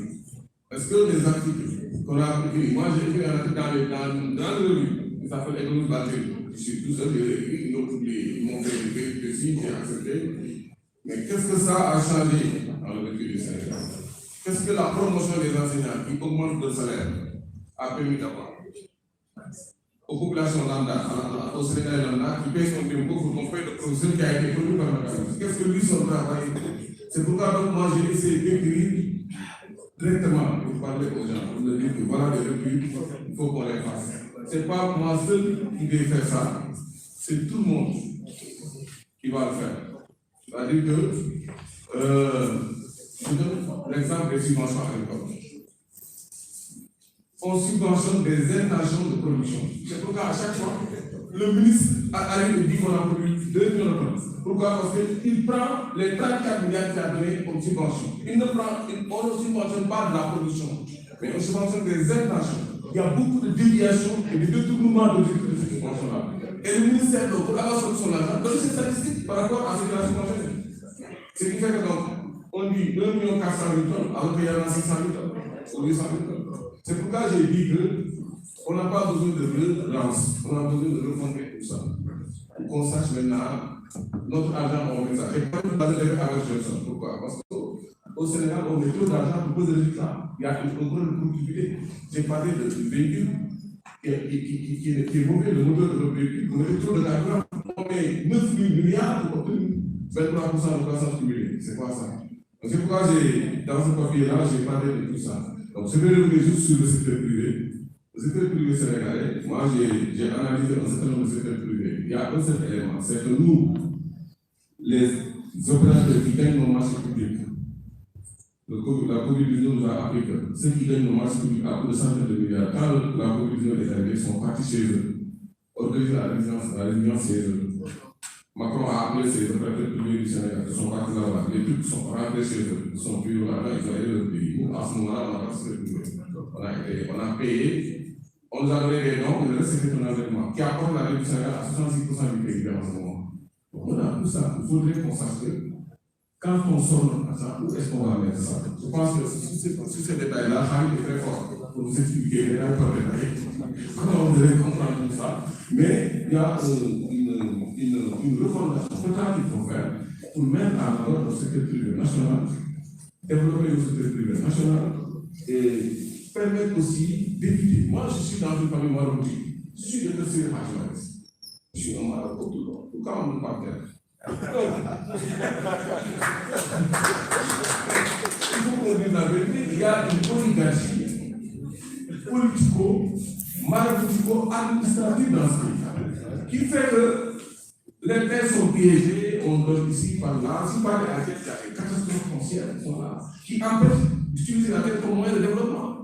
Aujourd'hui, vous prenez les terres, on dit que oui, il y a des riches, quoi. On va faire un là. Nous, là, nous disons. Je pense que il a écrit sur ça. Il y a un rapport qu'il a fait pour dire que voilà, il faut revenir là. 90% des dossiers judiciaires, c'est le foncier. Comment dans le pays où 90% des dossiers judiciaires sont le foncier, vous allez faire de l'agriculture qui se développe. Vous allez faire de la. C'est pourquoi j'ai dit tout à l'heure, si Macky Sall me donne accès à 100 000 hectares, je vais créer pour chaque hectare 10 emplois. Ça fait 1 million d'emplois. Pourquoi? Parce que je vais dire aux jeunes, j'ai aussi un contrat de bail pour ces 2 hectares-là. Je vous donne 2 millions. On va prendre les subventions, on refond quoi? On cherche ça de manière démocratique. La subvention est là, maintenant vous allez faire de l'arachide. Je vous donne un bail de 10 ans. Voilà les financements. Je vais fermer les importations d'arachide. Je vais faire en sorte que plus de arachide pour faire la production locale. Et ainsi de suite, on pourra arriver les produits de la route. Moi, c'est ce que j'ai proposé. Merci. Merci beaucoup. Merci. Bon, je pense que je vais donner la parole à Khadim. Je ne vais pas lui mettre la pression parce que tout à l'heure, je lui ai donné. Donc, Khadim, tu as la parole. Et je crois que ça fait un bon complément avec Merci beaucoup, doyen. Alors, je pense que c'est extrêmement intéressant, d'autant plus que ce qui fait peur et que nous avons des terres, mais nous avons aussi des jeunes. Vous savez, nous avons un pays extraordinaire. Si vous prenez les moins de 50 ans, font presque 90% de la population. 90%. Et jusqu'à présent, on a des politiques de jeunesse. Et je me pose toujours la question, qui sont les vieux? 90% ont moins de 50 ans. Il n'y a que 10% qui ont plus de 50 ans. Malheureusement, ces 10%-là, c'est ceux-là qui gèrent. C'est ceux-là qui gèrent. Et donc, en Afrique, l'âge moyen des dirigeants, c'est 63 ans. Alors que l'âge moyen de la population est de 19 ans. Il faut qu'on arrête avec les politiques de jeunesse, parce qu'il n'y a que des jeunes dans ce pays. Il n'y a que des jeunes. On ne peut pas avoir que des jeunes et avoir des politiques de jeunesse. On doit arrêter même avec le ministère de la jeunesse et créer un ministère des seniors qui gère les 10%, avec les hôpitaux, avec... Parce que tout est... On ne peut pas... Tant qu'on ne change pas ce modèle-là, c'est pour cela que même quand l'homme politique traverse des moments difficiles, on va donner quelque chose aux jeunes. Piscine. J'ai vu même les maisons de jeunes. Piscine. Quel est le jeune qui c'est-à-dire qu'on a du mal à comprendre le logiciel mental. Et l'autre problème que nous avons et qui est compliqué, c'est la République manque terriblement d'intellectuels. Et ça fait peur. Ça fait peur. Aujourd'hui, ce que nous vivons, avec certains collègues, on s'est battu l'année dernière, au mois de mars, pour qu'on nous laisse vivre comme si de rien n'était. Devant le président de la République, on lui a expliqué que si on ne peut pas régler le problème de la Guinée, le virus au Mali, le virus en Guinée-Bissau, le virus en Gambie, vous pensez que si vous réglez le problème du Sénégal, le virus ne va pas entrer au Sénégal? À partir du moment où on est dans une zone, si on ne peut pas gérer le virus dans cette zone-là, laissez le virus circuler au Sénégal. Aujourd'hui, on laisse le virus circuler. Maintenant, on dit circuler, il n'y a rien à voir. Alors qu'au même moment, l'année passée, il y avait 4-5 cas, on disait que c'est la fin du monde. Le danger aujourd'hui, c'est que le taux d'endettement on est à 7,2%. On est au bord du gouffre, on n'a plus de ressources intérieures, le problème de la jeunesse se pose et il n'y a plus d'intelligence dans les décisions. Pour moi, ce qui fait le plus peur, c'est ça. Il n'y a plus d'intelligence. C'est-à-dire qu'on fait du tafiéndol jusqu'à présent et cette crise-là devait nous apprendre quelque chose. Le changement d'un logiciel mental, on change complètement de modèle. Parce que avec l'agriculture, ce qu'on peut faire, c'est au moins avoir de la dignité. Moi, en tout cas, je me bats pour... je ne bois plus de jus, par principe. Même si élément même on donne un jus importé, je ne prends pas. Par principe. Parce que j'ai une petite machine même qui me permet de transformer même les fruits locaux en jus. Et je me dis qu'à un moment donné, c'est un problème personnel. Il faut qu'on essaie de changer ce qu'on peut changer. Parce que le travail est dans la transformation. Par exemple, les jeunes qui arrivent sur le marché du travail, il n'y a aucune politique de jeunesse qui peut les absorber. Il n'y a qu'une politique économique nationale basée sur la transformation. Je vous donne un exemple très simple. Vous voyez que quand vous regardez l'économie européenne, après l'Allemagne et l'Allemagne, les deux autres économies qui étaient les moins développées, l'Espagne et l'Italie, qu'est-ce qu'ils ont fait? Aujourd'hui, j'espère que certains qui aiment le football ne voient pas cette... Mais regardez l'Espagne. Basket, football, tennis, dans tous les sports sont les meilleurs. Posez-vous la question, pourquoi les Espagnols sont meilleurs partout? Pourquoi les Italiens aussi ont des championnats très élevés? Parce qu'ils ont créé des stratégies pour absorber ces jeunes-là qui arrivent sur le marché de l'emploi. Nous, qu'est-ce qu'on fait? Absolument rien du tout. Donc, si on ne met pas une politique d'absorption de cette jeunesse-là, on n'a qu'à mettre en place une politique économique, mais basée sur les Sénégalais, parce que je me dis que 50% des 80, plus de 90% ont moins de 50 ans. Il faudra qu'on commence à réfléchir sur des politiques économiques basées sur la transformation de nos propres produits. Maintenant, la chance est que la classe moyenne supérieure même est devenue beaucoup plus, a compris le jeu, a compris qu'on ne peut pas continuer avec ce modèle-là. Mais l'homme politique n'a pas encore compris. Et c'est extrêmement compliqué. L'homme politique a toujours le complexe de l'Occident. Les autres ont démystifié le complexe de l'Occident, mais l'homme politique a toujours le complexe de l'Occident. Comment on va faire maintenant pour que l'homme politique puisse comprendre que l'Occident est aujourd'hui soutenus par nos ressources primaires. L'Occident commence à vivre les premiers jours de sa pauvreté, parce que aussi le développement était africain, après la civilisation était grecque, on dit, après asiatique, après Amérique, après il est revenu en Afrique. L'Europe va commencer à être pauvre sous peu. C'est pour cela qu'il faut poser les problèmes de l'immigration, les problèmes islamiques, tout ce que vous voulez. Maintenant, comment on va faire pour garder nos jeunes, garder nos ressources? Et je pense que là, maintenant, c'est l'exécutif. Il nous faut commencer à avoir des hommes politiques intelligents, des gens qui ont l'intelligence du moment, parce que le travail, on peut en créer comme on veut dans ce pays-là. Mais il faudra que nous aussi, que nous acceptons de consommer tous les produits qui ont un made in Sénégal, ou bien au moins quelque chose, même si c'est très petit, une petite transformation des Sénégalais. Mais arrêtons de consommer nous autres aussi des produits qui viennent de l'extérieur, mais on le consomme comme ça. Comme l'a dit Ablaye, moi j'ai écrit un livre sur le mouridisme. Serigne Touba avait demandé à Kërgouma que les mourides s'habillent en turquiniare, c'est-à-dire qu'un produit transformé par les mourides, que les mourides créent le martouma. Le martouma, en fait, c'était des choses qui venaient, mais exclusivement d'eux. C'est-à-dire que tout ce que les mourides prenaient, ils essayaient de le transformer avant de l'utiliser. C'est-à-dire qu'ils n'utilisaient jamais un produit vraiment important, un produit fini, jamais. Même le café, ils l'importent de Guinée-Bissau, Guinée ou on l'appelle café, tu vois, on le transforme. Il y a une touche. C'est cette touche-là qui nous manque au niveau macro. Et une fois qu'on a cette touche-là, et je pense que c'est un bon début avec que je remercie grand cher Omar, grand cher Ali aussi et Anne. Et aussi Diallo, parce que Diallo fait un travail extrêmement intéressant, parce qu'il nous faut en fait des choses comme ça. Une fois qu'on commence à poser le débat sur la transformation, et d'une manière banale, et d'une manière saine, il faudra que la population puisse comprendre que moi je n'ai pas de problème d'emploi, nous n'avons pas un problème d'emploi, mais l'emploi de la population est dans la consommation de ses propres ressources, de ses propres biens, même si ce n'est pas encore performant, mais sinon on aura du mal aussi à notre vie. Merci beaucoup. Merci beaucoup. Je pense qu'on est presque à la fin. Allez, Eliman, rapidement, et on va clôturer avec.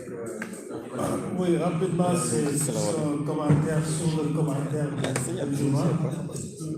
Pour dire qu'en fait, ce que j'étais en train de dire, c'est pas reposer la société politique à la société civile. Moi, je la dis sur totalement différent. Parce que déjà, je n'accepte pas ce paramètre qui est décidé au nom à notre et dans l'espace public, ce que je pense être déterminant, c'est l'engagement citoyen. Ce n'est pas le partenariat syndical. Par contre, je pense que c'est notre système qui est ainsi organisé. Et quand on parle de changement et qu'il faut loger, cela veut dire qu'il faut sortir du business as usual. Alors que, depuis 62, je dis, vous comprenez pourquoi je dis 62, mais tout ce qui se fait dans ce pays-là se fait de la même façon, avec les mêmes acteurs qui se relaient au pouvoir, en passant par des modes de représentation, par les partis politiques. Je dis que ce mode-là a échoué. Et il faut donc revoir même les modes de représentation dans ce pays. Moi, je dis qu'il faut aller même jusqu'à oser dissoudre tous les partis politiques et revoir les formes de représentation citoyenne à la base, à partir des quartiers et des villages, jusqu'à ce qu'on puisse désigner ceux qui sont peut-être plus engagés à leur communauté, mais également à qui on reconnaît certaines valeurs par leur père. Parce que, pourquoi j'ai dit, on a des problèmes sérieux et on est dans l'impasse par rapport à la perspective politique, pour plusieurs raisons.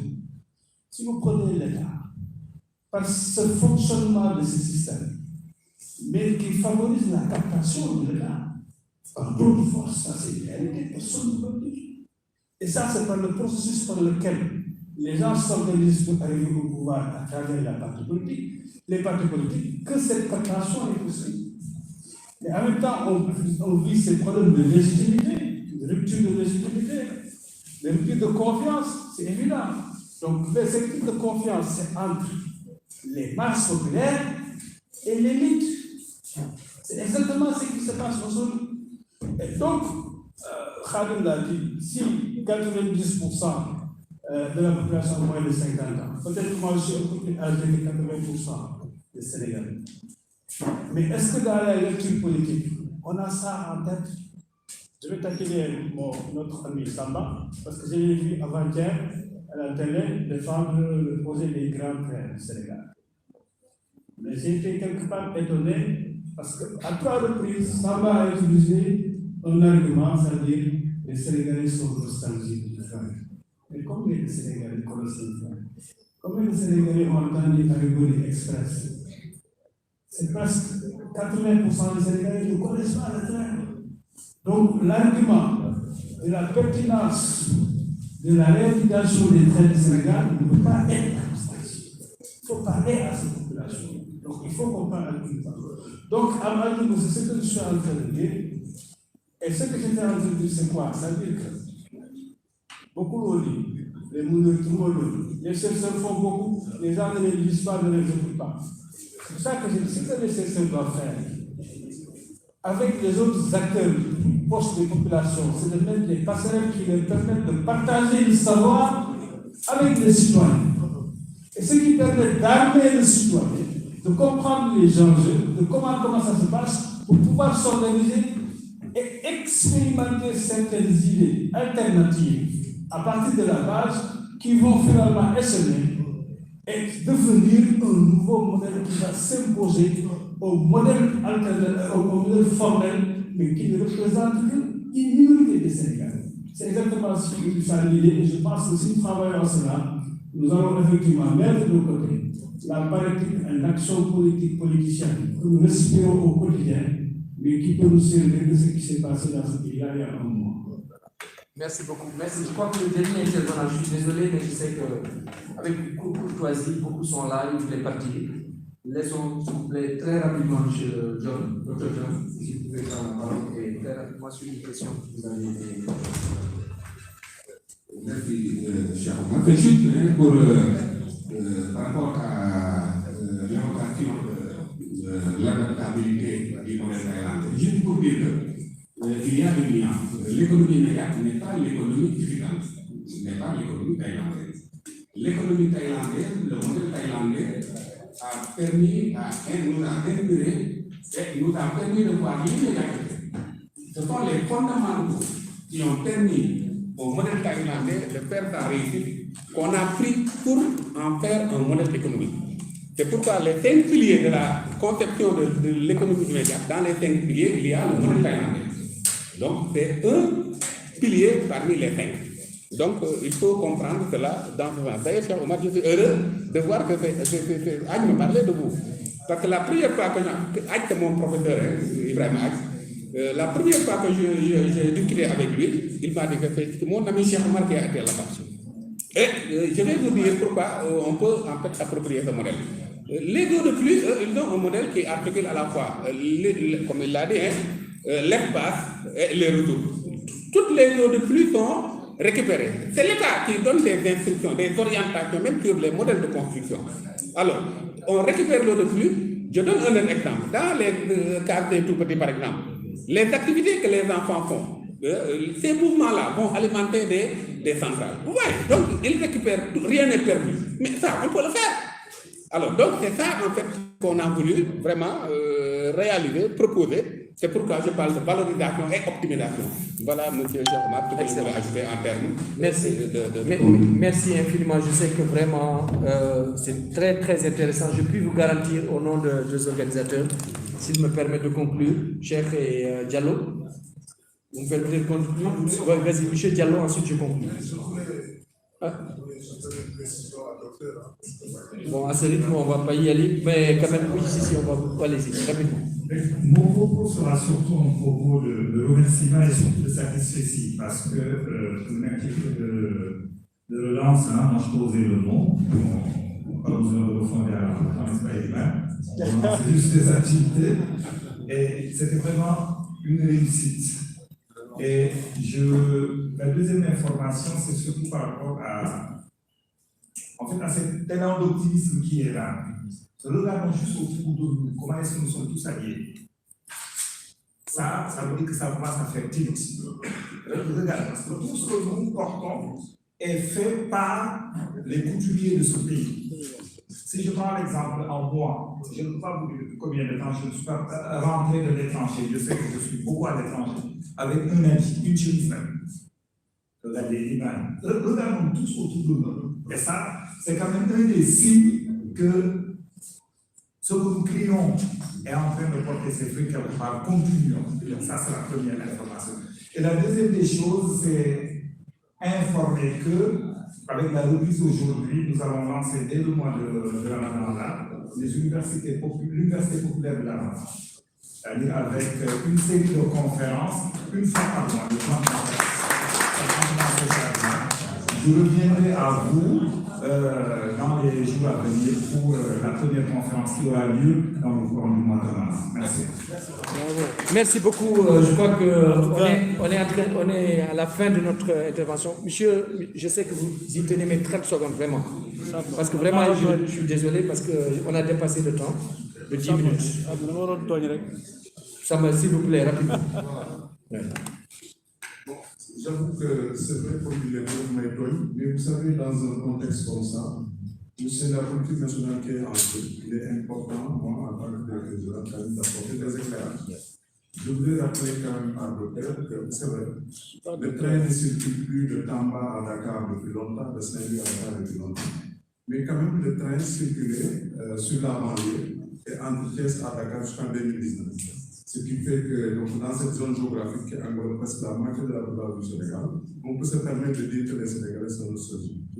Merci. Ok, une bonne pression. S'il vous plaît, tenez le micro. Voilà, je crois que comme réponse, il a été servi. Après, il en fera peut-être une lecture autre. Bon, je voudrais vous dire que deux choses. La première, c'est qu'effectivement, on est arrivé à un niveau très très intéressant. J'avais envie de taquiner mon ami Diallo pour lui dire qu'il ne faut pas que vos conférences de Ramadan se fassent dans l'après-midi. D'abord, vous les serrez, ils ne viendront pas. Il faut le faire relativement tôt. Bon, et les bas et les Diallo. Alors, je voudrais donc dire que pour moi aussi, c'est une réussite. Parce que vraiment, le fait d'avoir provoqué ce débat, il y a eu des imperfections. Comme on a dit en termes de contribution des femmes, de participation, il faut oser le dire, il y a un manquement, on va le corriger. Et j'espère qu'il y aura d'autres papiers beaucoup plus centrés sur les préoccupations aussi et les spécificités. Parce qu'aussi nous sommes dans une société intégrée et il faut l'assumer et il faut reconnaître juste ces erreurs, c'est comme ça qu'on avance. Le deuxième point, j'ai beaucoup aimé nos amis journalistes qui sont intervenus, notamment